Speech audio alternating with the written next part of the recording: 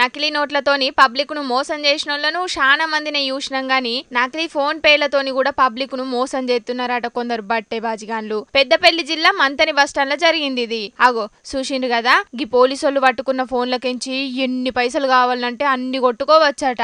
మరి ఏం దొంగ యాప్లు డౌన్లోడ్ చేసిండ్రో ఏందో గాని కొందరు బట్టే బాజిగాన్లు దుకాణాలకు పోయి గిట్లనే మోసం చేస్తున్నారట. ఇక అట్లనే గీడున్న జిరాక్స్ దుకాణంలోకి పోయి ఫోన్ పే కొట్టి మోసం చేసిండట.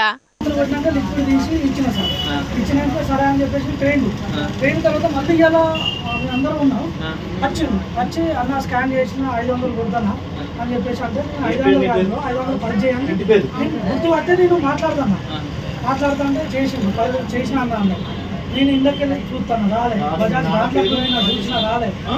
యాక్చువల్లీ సర్వర్ పని చెప్తలేదు ఇలా పొద్దు సంథింగ్ నేను చూసినాం. మళ్ళీ వేరే దాంట్లోకి వేరే అకౌంట్లోకి వెళ్ళి 1 రూపీ కొట్టినాం అత్తలేదు. ఇట్లా నేను వచ్చి కొట్టి గ్యామ్లింగ్ చూసాను 50 కొట్టి డైరెక్ట్ పాస్వర్డ్ ఏదో కొట్టినా కూడా సెండ్ అవుతాను పక్క పెట్టి గదన్నట్టు ముచ్చట. పాస్వర్డ్ అకౌంట్ల పైసలతోని ఏం సంబంధం లేదన్నట్టు దొంగ యాప్లతోని గిట్ల జనాల్ని మోసం చేసి పైసలను మాయం చేస్తున్నారట. దుక్నపోళ్ళు పోలీసులకు కంప్లైంట్ చేసే వరకు గిన్నెను అరెస్టు చేసి స్టేషన్ కు పట్టుకపోయిండ్రు.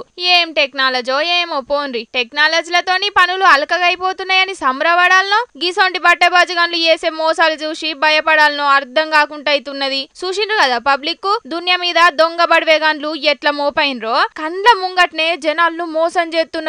జరా గిసొంటలతోని పైలం మరి ఏమంటున్నాం.